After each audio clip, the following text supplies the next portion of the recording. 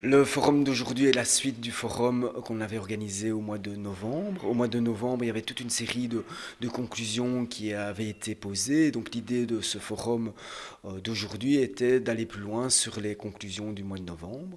Tout d'abord, on a eu une intervention de Marc Mascalque qui, toujours sur la question des droits culturels, a mis le focus sur toute la question de la coopération entre les associations, puisque nous sommes mis plutôt dans un contexte de concurrence, voire de coopération forcée. Jusqu'à aujourd'hui, la coopération se présente d'abord dans les processus de gestion et de financement simplement comme une possibilité. Les économistes appellent ça une opportunité. On attire par un incitant monétaire les organisations, les associations à se mettre ensemble pour aller chercher un montant supérieur d'argent qui va permettre à la fois de financer des activités mais aussi d'embaucher du personnel.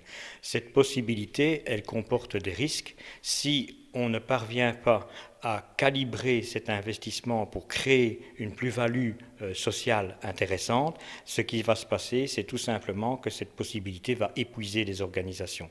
À l'inverse de cela, si on adopte une position plus responsable et que l'on essaye de préparer les partenariats en amont, de manière à être prêt effectivement à poser des conditions pour aller chercher la possibilité qui est offerte par le système de gestion actuel, à ce moment-là, il est possible de devenir soi-même porteur d'utopie à l'intérieur de la coopération.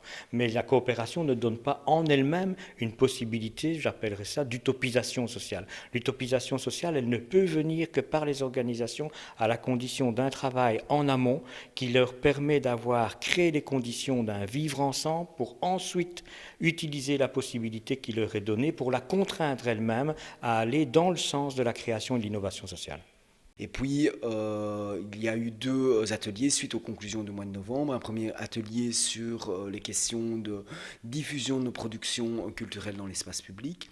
Et le deuxième atelier sur les questions interculturelles, puisque les questions interculturelles avaient été, en tout cas, apparues durant l'année 2015 et on voulait pouvoir les traiter pour aller plus loin.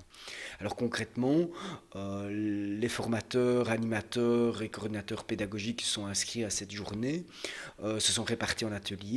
On a eu un travail suivant les deux thématiques choisies en atelier, avec toute une série à la fois de questionnements mais aussi de propositions concrètes.